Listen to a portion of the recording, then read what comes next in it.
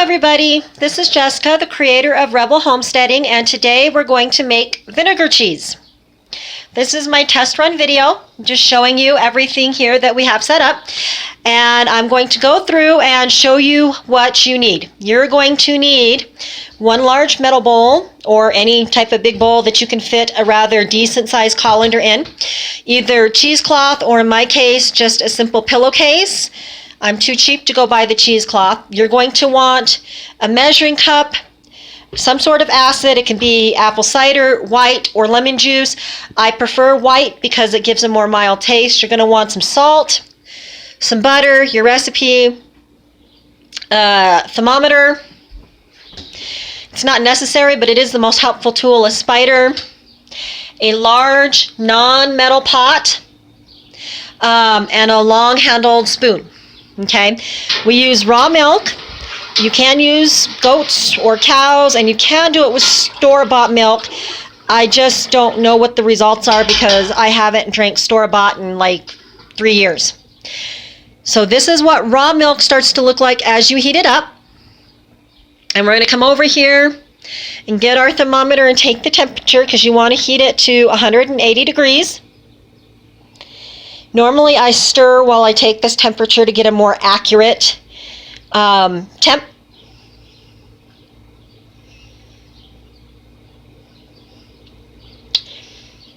I don't know if you can see, but my little thermometer is climbing and we are nearly to 100 degrees. So we're almost there to the required 180 degrees. Forgive my messy sink over there. Okay, in the meantime, when you get your setup, while your milk is heating up, you want to get your bowl and your colander and your pillowcase ready. You want to measure out your vinegar. The recipe says for every gallon of milk, you want a cup of acid.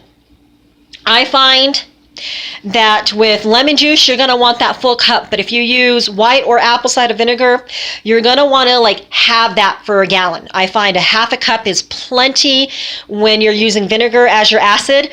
And since I have 1.5 gallons in there, I'm estimating about 1/2 to 3/4 of vinegar.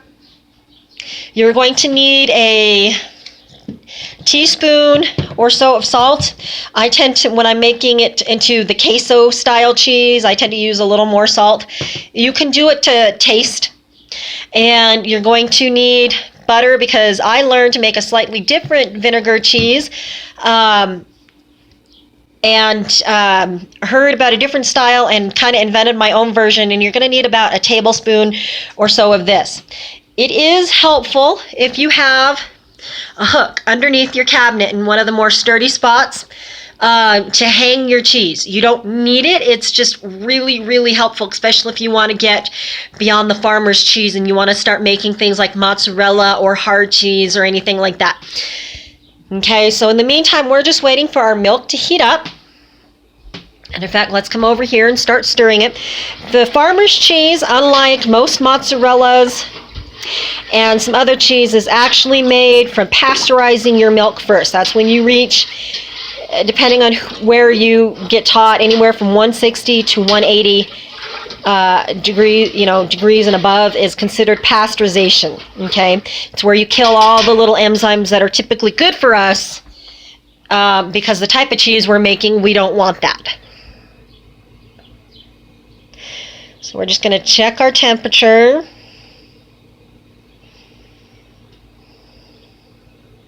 The more rapidly it climbs, the more you know you're getting to more accurate. Some of you might be lucky and you might have an InstaRead thermometer. Those are awesome. One day I will have one. This one is just a cheap little digital thermometer, believe it or not, my husband got from the hardware store for me. You can use a candy thermometer. Any type of digital thermometer that can go into liquid is what you want.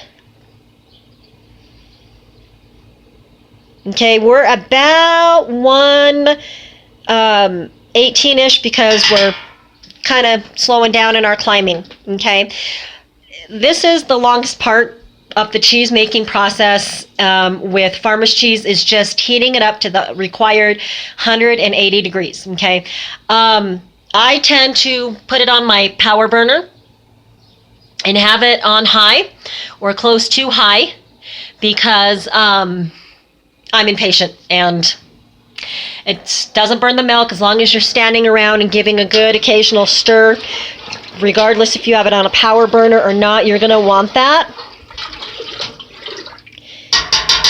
Okay, this particular recipe my aunt gave me, and it was originally made for her goat's milk. I didn't make any changes, so this is a universal farmer cheese recipe that could go for goat's milk or cow's milk, and it doesn't matter what type of goat or cow that you have, how much or how little butter, fat, or cream you have. I have done this cheese where I've skimmed the cream to make butter or other things.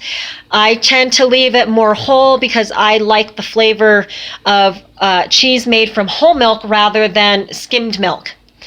And as you can see, there is quite a few dishes, but not that many dishes made from it. Okay, let's take our temperature because once we reach 100, over 100 degrees, it tends to climb rather quickly. Just so you know, you don't got to watch it like a hot, but you do want to keep a close eye on it because it tends to climb rather quickly once we get to the 120 degree and above area. It doesn't take much longer than about 5 or so minutes, depending on your stove, to get where you need it to go. So, we're already at 125 degrees and counting on my little thermometer.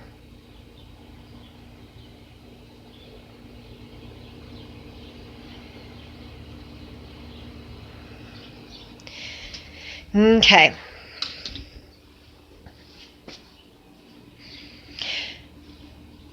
I recommend, just so, depending on your kitchen style, to maybe not do the dishes as you go. I'm not quite that bad, but to at least clean your area as you go, because the cleaner your work surface, the better you are. I'm going to put a pause right here, and we'll pick up once we reach the temperature of the milk, and I will see you in a minute. All right, everybody, I'm back. And I believe we are at 180 degrees now, so we're going to give this a quick stir.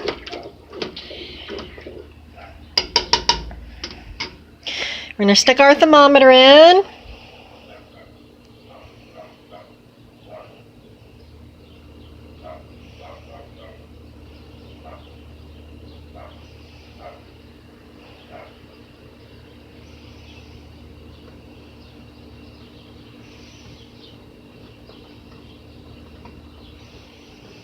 Okay, I don't know if you can see that it's getting there.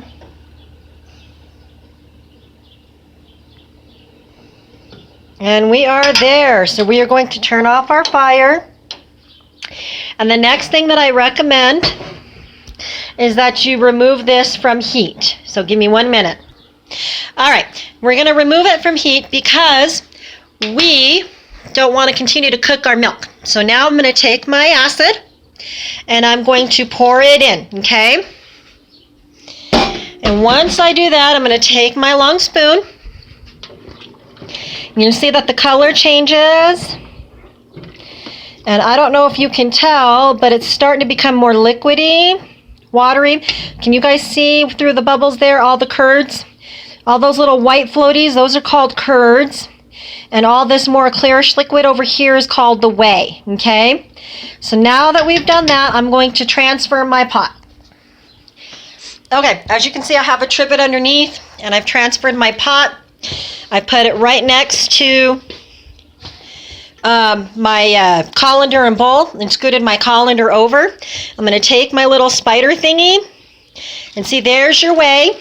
And your curds. So that big old clump in the thing is your curds, and what's dripping is the whey. We're going to put it in here.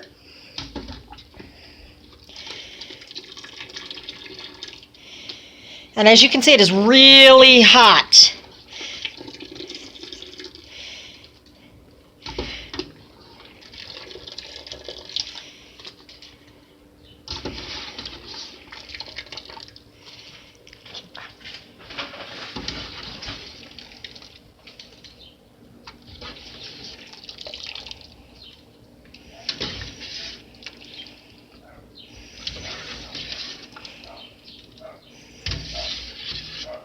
Okay, sorry about that funky. Okay, so as you can see, there's like nothing but the clear liquid in here. And now we have all our curds, okay? So I'm going to take my pillowcase, and I'm going to put you on pause, but I'm going to basically tie it up and hang it up.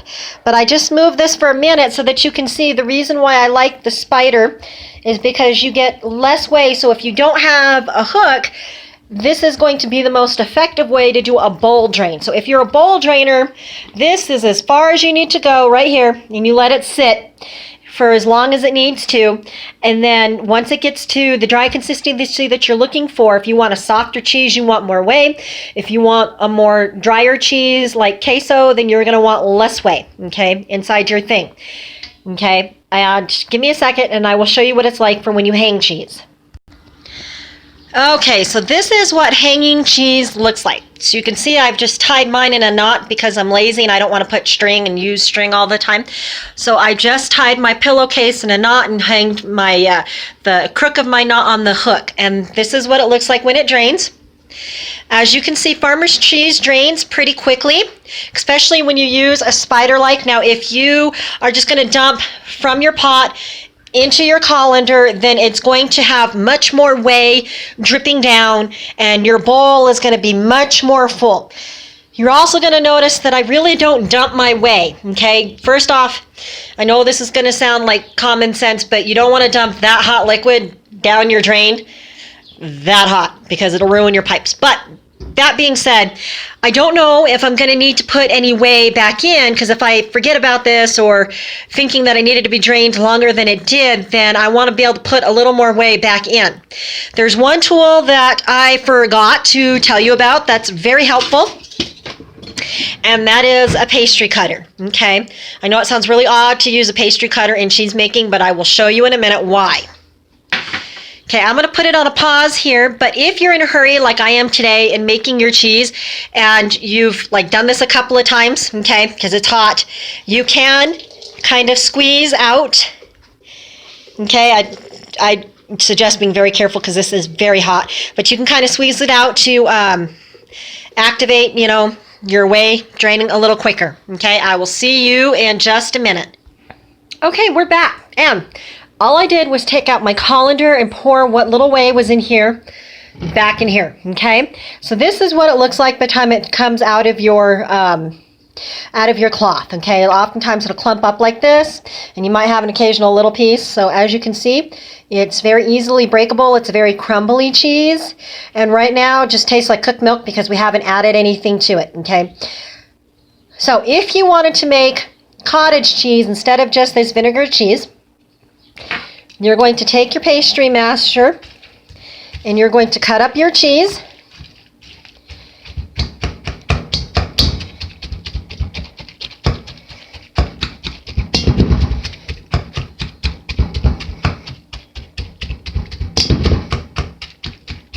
And once you get it all like broken up and looking more like scrambled eggs, I would do it a little more than this, you would take some ladles of your whey and put it back in here. Or you could take fresh cream, if you've separated some out, and put it back in here until you get the consistency of cottage cheese that you want. The only thing that I'd recommend that you do is chill it out for 24 hours, and then get some acidophilus powder, which is that good bacteria that they put in yogurt, and put in about a quarter cup to gallon of cheese that you make, okay? And let that chill out for another 24 hours, and then it'd be just about like the store-bought cottage cheese. But in this case, we're making butter cheese. So at this point, once we get this broken up enough, we're going to add our big chunk of butter. I always do this by eye, but it's approximately a tablespoon to 2 tablespoons is what I add. Forgive me, I gotta come over here and get that butter feeling off my hands. Okay, so now we're gonna mix the butter back in. The cheese is hot, so it's gonna melt your butter. Okay.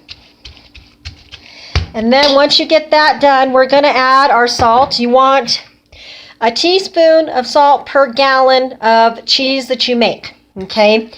In my case, I'm making queso cheese, so I tend to like it saltier. So I'm just going to put a good amount of salt. You can use any salt you want. Doesn't matter if it's iodized, sea, kosher, pink salt, you name it. Just know different salts may give it a slight different texture and taste.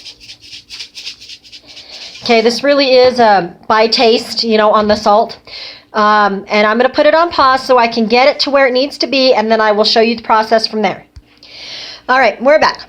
Now, what you didn't see is off camera, I had to add about, give or take, about a quarter of a ladle of whey because it was a little too dry for my taste of of the cheese. You can make this as dry or as wet as you want as far as farmer's cheese. I tend to look for this semi-dry, but just moist enough, to where when you squeeze it, you feel. And you can you guys see that wetness there on my fingers? You can feel it. At this point, you're going to want to taste your cheese to make sure your seasonings are good. Mind you, they're going to taste really strong when the cheese is warm. And sometimes the salt will get stronger as it cures. And sometimes when it comes to things like ranch packets and stuff, you're going to want to start out easy and say a half a packet per gallon, of cheese. And at that point where I added the salt, I would omit the salt and I put in your half a ranch packet or other flavored packet that you want for the flavored cheese. And then adjust to your family's taste from there. In this case, I'm making queso cheese because I want this for tacos and stuff like that, like that Mexican queso cheese that you see in the store, so it crumbles really nicely over your tacos and stuff. And the other thing that I forgot to show you is you want a mold, okay? In this case, I have an antique butter mold that I picked up for like $5 or something like that. But anything can be a mold, whether it's an actual mold or whether it's a simple bowl or, whatever you have to mold your cheese, okay? If you're not looking to mold, you just want to crumble cheese, then scoop it right into your bowl, put saran wrap on it, and put it in the fridge. But if you're like me and you like the nice, pretty little blocks, then you're going to want to, from this point, get yourself a scoopable spoon and scoop it into your mold. And approximately 1 gallon of milk approximately makes 1 pound of cheese. Depends on how tight you pack your molds. Okay, I put a sandwich baggie, one of those bread baggies, those large bread baggies in here because I've already drained my whey and my cheese to where I want it, to the consistency that I want it. So at this point, I don't want to drain out anymore. Now, if I was making a hard cheese, I would want to drain the cheese more out of the mold. I'd put it in a mold and I would have holes on the bottom of the mold. And I would, have a weight on top so that it would drain out and drain, because on a hard cheese, you want all your moisture out so that it will age. But in a farmer's cheese, you want your moisture in because you're looking to make a softer cheese. But the farmer's cheese, depending on how much moisture you take out, can harden up to be a sliceable block. It does shred somewhat, but it crumbles more than it shreds. It does slice up quite well. It has, when you eat it warm, it has a very squeaky, like a new cheese curds. I don't know if any of you have been to a cheese factory. We have one about an hour away from us. And I'm just going to get in here and use my hands from this point out. Sorry. None of you have to eat my cheese, so you don't have to worry. But my hands are clean. But you're going to, if you've ever had cheese curds, your farmer's cheese is going to taste squeaky like that because it's not been aged. It's not been, sat around to age to take that newness out of the cheese.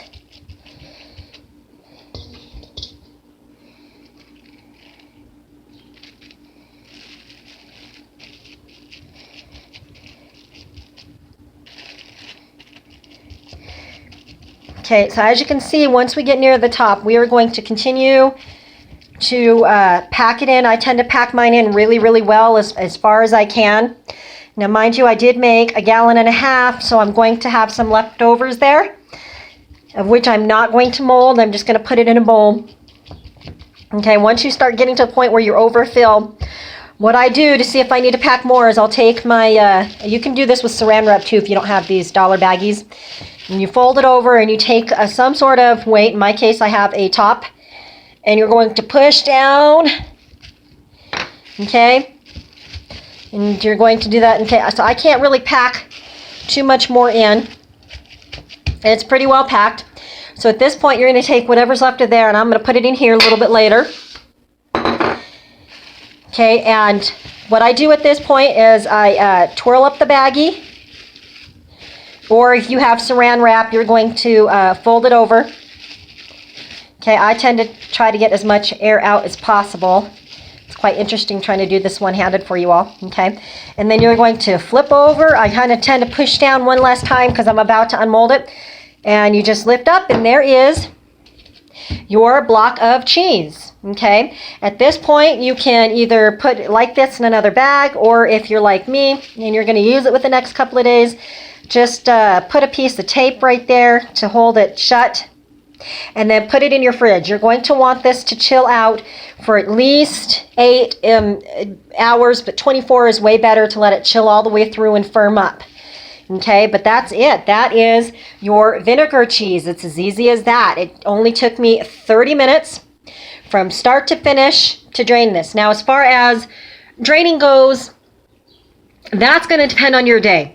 The warmer your house, the warmer it is outside, seriously, the quicker it's going to drain. And the more humidity and stuff, I found it can take longer to drain your whey. How much whey you put in versus pouring it in versus using a spider is also going to determine on how long your cheese is going to take to drain. And what type of cheese you're making is going to depend on how long you want it to drain. So that's why I never gave you a time, because this is really a good beginner's cheese. It's an awesome practice cheese, not to mention good tasting.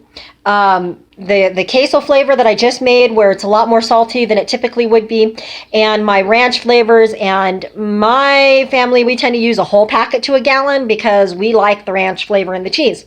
It makes really, really good cheese on crackers. It does not melt. This is not exactly a melting cheese. So if you're not looking for it to be all pretty and melting, then this is a cheese for you. Otherwise, it's good on crackers. It's good on sandwiches. If you make it softer, it'll be a little more spreadable once you chill it out. But it will, if you try to melt it or use it in the oven, and you're using it on like the top, you know, like that finished cheese, it's going to turn into a little rubbery.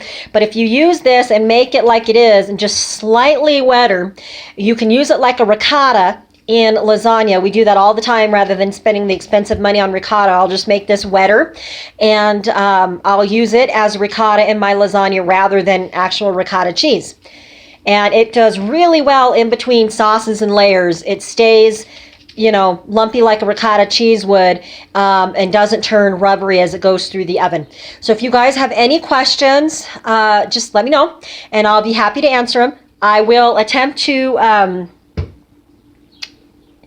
get better at my recording. In the meantime, we'll see you later.